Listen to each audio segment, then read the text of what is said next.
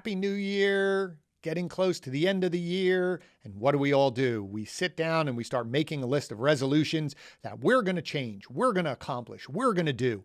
And probably within 6 to 10 weeks, you stop doing them. Why? Well, we're going to focus on that today because I want to be able to help you achieve more in 2021 or any year that you're looking at this. So let's dive into today's episode and let me give you some tips and strategies that have helped me become more successful. Hi, and welcome back to another episode of You're in Charge, Now What? I'm your host, Glenn Pasch. And the goal of this channel is to help those of you that find yourself now in charge of a team, a project, or even a business, build the skills necessary to lead high-performing teams. Each week, we are going to focus on one topic. I'm going to break it down and give you some tactical tips and strategies that you can apply so that you can achieve the results that you're looking for. If you're new to the channel, please subscribe. That would mean a lot to me. Throw your comments in below. I'd love to hear what you're thinking about it. And as always, please share it out. There's a lot of people that I'm sure could use this type of help. And that's what we're trying to do here. We're trying to help those of you because again, when you take on a project and you take on something, either you did it or your boss handed it to you, there is that fear of, well, now what do I do? What's my next step? Now what? And that's what we're going to help with. So let's dive into today's episode. Resolutions, right? End of the year. As I said, we're filming this around the end of 2020, which was a pretty crazy year. But even in all the chaos, we all sit down and we reflect backwards and look at what we accomplished in 2020 or the previous year. And then we look forward to say, here's what we're going to do. Here's what I want to accomplish in the next year. So as I said in the teaser, within 6 to 10 weeks, most people drop off of their New Year's resolutions, or they fall off or they fail. And it's a really interesting data point to say if 3/4 of the people drop off and fail, well, what are we doing wrong? And so let me explain a couple things that I think from my own personal experience, why I used to fail at a majority of them or drop off or not accomplish as much as I wanted to. And what did I change? I think there's two things that happen.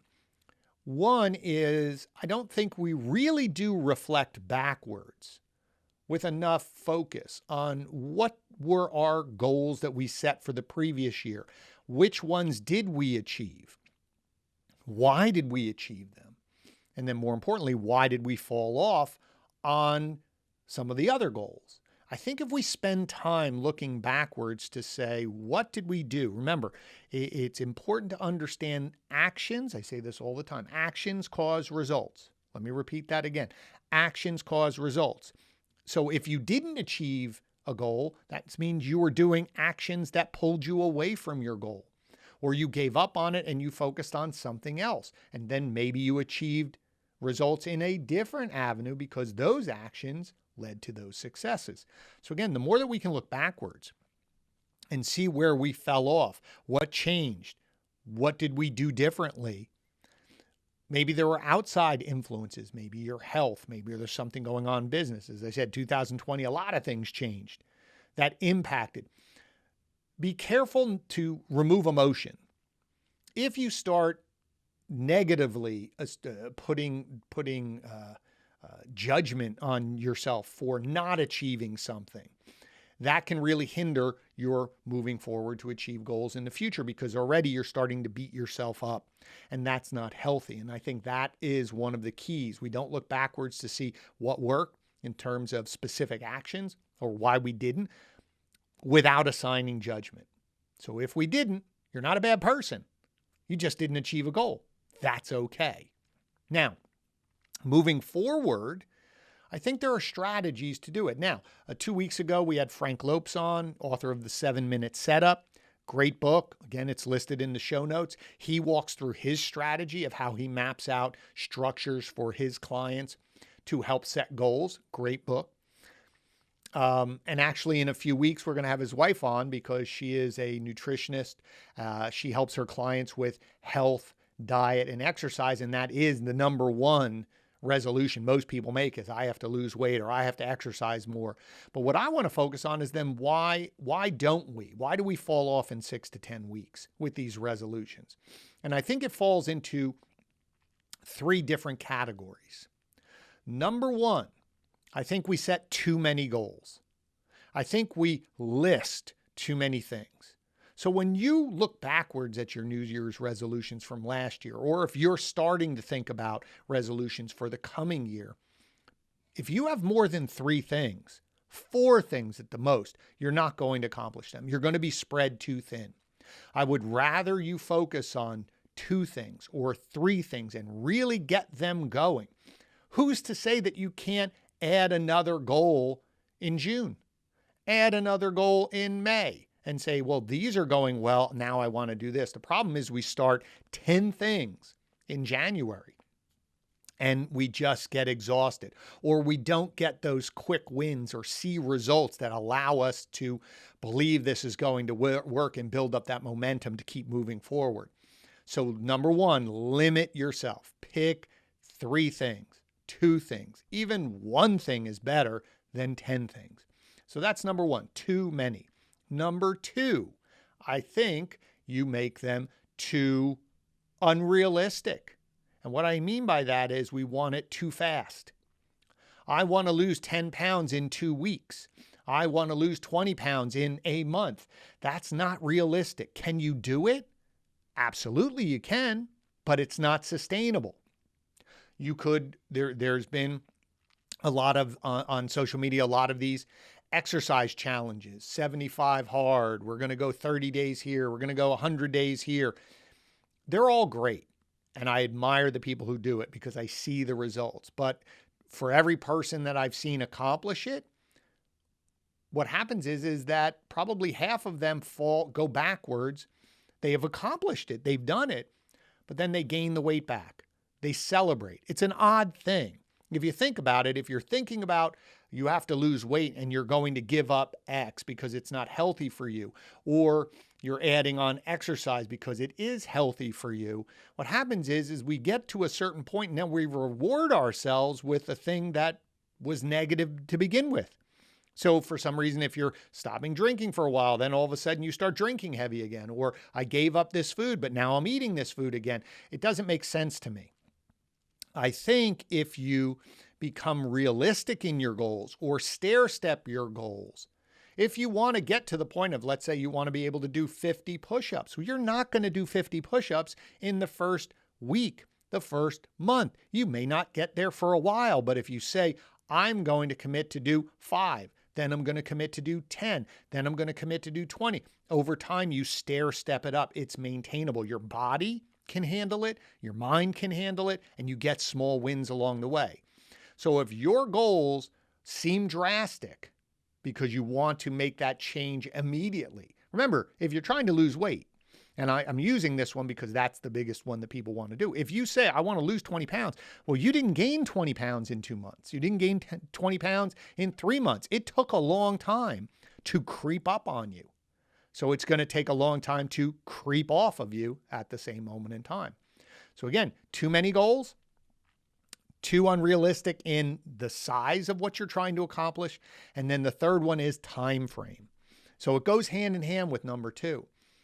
There's a difference. If I said to you by next year, by the end of the year, when I'm reviewing my resolutions for the upcoming year, so 12 months from now, I wanted to lose 15 pounds, you could probably do it faster, but notice what you've done. You've given yourself a timeline that works. Doesn't mean you won't speed it up. Doesn't mean you won't accomplish your goal faster. But you have to also look at it and say, is this reasonable? Now, I know there's a few of you out there who are saying, Glenn, that you're making it too easy. People need to push themselves. And I understand that. But in the beginning, the reason why 6 weeks, 10 weeks, people fall off, because they try to do too much exercise. I'm going to exercise every day. If you haven't exercised at all, what makes you think you're going to exercise 5 times a week? You're going to hurt yourself, or your body's going to be so sore that you're just going to give up. Versus saying, I want to start slow. Get yourself a coach. Put yourself on a plan. Just go YouTube. There's tons of things that you can do to ease yourself into it. If you want to run, walk first. If you want to do sit-ups, do a few sit-ups, then start the extreme exercises. Don't go grab somebody's tape, throw it in there and say, I'm going to do this. You'll do it for the first couple days and then you'll hit a wall of pain and you'll give up versus building yourself up to it. So again, the push comes once you get momentum building, once you start getting it into your daily routine, then you can start pushing yourself. That's my philosophy. You can push yourself once it's part of your daily routine. Once you get to exercising 3 days a week, go for the fourth. Try something different. Once you start doing body weight exercises, then add in weights. Once you start dieting, and I hate the word dieting because once you start taking things or adjusting things or just adding new things into your diet that are better for you, then you can, a year from now, you'll notice the difference. So those three things are really important. Again, these can apply to your business as well. Setting unrealistic goals, pushing too hard, too fast, without realistic timelines. Now, again, sometimes there are going to be extenuating circumstances where maybe from a medical standpoint, the doctor says, if you do not get rid of X within the next 2 months, impact, well then, yeah, you might have to go a little extreme. I'm just talking about normal resolutions. So same thing. I want to read every day. Well, start reading tomorrow and then the next day and do it for short periods of time. Instead of saying, I'm going to sit down and read for an hour every day. Read 10 minutes. Read 15 minutes. Extend it once you get into it, once you find it part of your routine, because right now you have a routine, whatever's going on, and now you're trying to force new things into the routine, and then other things have to go out of the routine, and it can be a drastic shift, a drastic change, and we all don't like change, right? Well, change is hard for people. So if we do it incrementally, if we limit the changes to 3 at the most, if we set realistic goals, we set realistic timelines, we will build momentum and you will speed it up. Remember what I talked about 10 pounds, 15 pounds in a year? That's a pound a month. You will probably lose a few pounds very quickly, but then you are going to hit a plateau. It's just going to happen because you might lose water or you might just lose some extra, salt from your diet. Hold on to water. All of a sudden water weight comes off and you go, oh, look, I lost 3 pounds. And then you're going to get frustrated because we stayed at 3 pounds. Just keep going. And maybe you hit that 10 pound, 12 pound mark at 7 months or 8 months, and then you continue on. The key is trying to find a new routine or lifestyle that is manageable for you. As soon as you restrict it from your routine, you want it more. Think about it right now. The last time you said, I'm not going to eat bread, I'm not going to do this, I'm not going to have a glass of wine, and then guess what? The first thing your body thinks about is, I want that. There's a reason for that. I had a golf teacher at one time, and he said, the brain doesn't understand negative, only understands positive. So if you say, don't hit the ball in the water, your body hears or thinks, hit the ball in the water, versus positively thinking, I want to hit the ball over there. So you take the water out of play. So same thing here. It's not, I don't want to have this. It's, I'm now going to have this. And again, if you want to set up a reward system where you have a glass of wine on a weekend, fantastic. Or you have something every once in a while, that's fine. The key is I don't have it all the time. And you take simple steps. So again, as I said, in the coming weeks, Andrea is going to be on here talking a little bit about diet and exercise and some small changes you can make to help you along the way. But I wanted to focus on the resolutions because here's the time. And I don't want people to not achieve what they want to next year. So again, in summary, start small. 1, 2, 3 changes at the most. Make sure that the result or your goal is reasonable. And then tie in a timeline that's reasonable.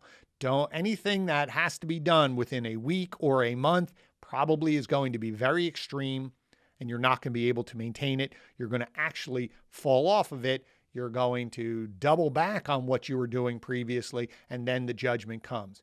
Versus projecting out and say, where do I want to be a year from now? Where do I want to be 6 months from now? That's manageable. You can have small wins. Your momentum will go. Your new routine will be part of your day-to-day. And you'll look back and you'll say, I accomplished. I feel better. I'm proud of myself. And as I said, we have a tendency to only make resolutions in January.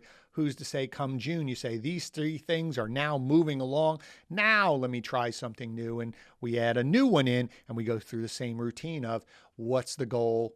How do we manage it? What's my timeline? So I hope you found that helpful. And as I close out, I think this is probably going to be the last episode of the year. I just wanted to thank everyone. This has been an incredible journey.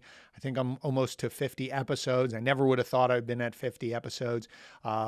It's been great. The comments, the feedback, the support, my guests. I cannot thank all of you enough for taking time to share with me, to help the audience. I appreciate you all. It means the world to me. Subscribe, share, all of that business stuff aside. Thank you. I appreciate it. As I say to everyone here, the goal of this channel is to help you get better. So you're in charge, but now you have a new tool to help you become more successful. Have a great year. Looking ahead, I'll see you in the future episodes. I'm here to help you. Have a great end of year.